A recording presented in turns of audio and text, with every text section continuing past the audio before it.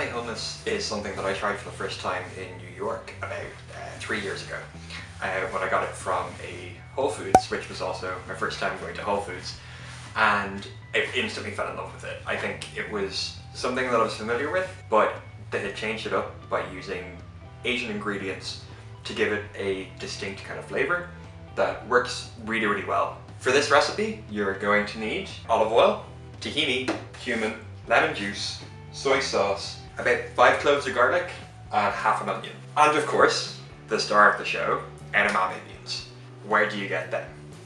So I'm here in the Asian market on Drury Street.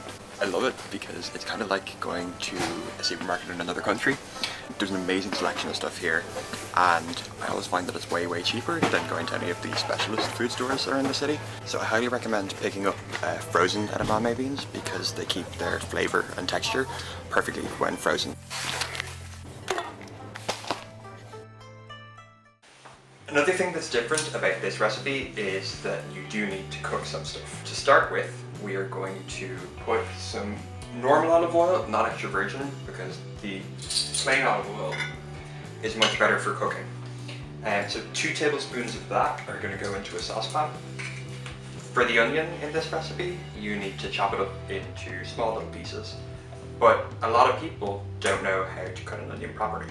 I've halved it already, down the middle through kind of both ends, and what you want to do is take off the first layer of skin, and this little stalk bit, you can chop that off there, but make sure to keep that end intact where you see the bits kind of spreading out of it.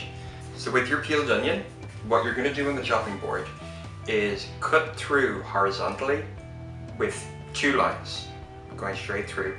You don't want to come completely out the other side, you just want to reach the edge and kind of cut in the middle. After that, you're going to chop down from front to back this way, with, again, not going through to the very end, just lines that are going down through there. Then, when you go to cut it down that way, you're going to have perfectly diced pieces, and at the very end you might need to chop up a little bit more where you brought your lines to. So for your cloves of garlic, I just like slicing them up because they're going to be going in the blender anyway, so you don't need to worry about them being too fine. So you can start heating up the olive oil on a medium heat. So once that's warmed up, throw in your onions. And you might want to reduce that down just a little bit on the heat. What you're looking for is for the onions to start going a little bit translucent. So I always make sure to add my onions first before the garlic, because the garlic burns at a much quicker rate than the onions do.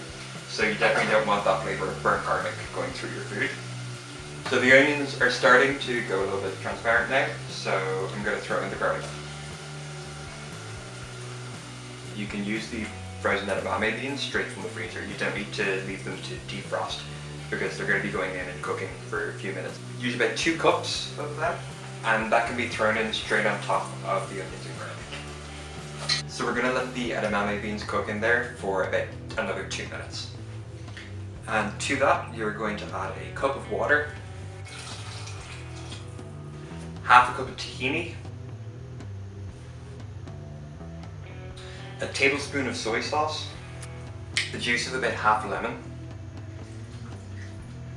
and 2 teaspoons of cumin. Now give that a good stir and bring up the heat a little bit on that. You don't want it boiling, but definitely simmering for about 5 minutes. It might look a bit strange that the mixture is very liquidy, but at this point all of that moisture is going to evaporate off while it's heating. Now that that's reduced down, I'm going to add in just a little bit of celery salt, or you can use normal sea salt at this stage. Once again, we can always season a bit more later, depending on how you think it tastes. So stir that salt in, and once that's blended, you can add it into your food processor. And blend away. When it's done, it should have the texture of mushy peas. That's exactly what I have. Now I'm going to transfer it into a dish. If your hummus is still a little bit warm, make sure to leave it to cool down to room temperature before you put it in the fridge. Some people like it hot. Personally, I prefer it once it's chilled. But yeah, that's edamame hummus.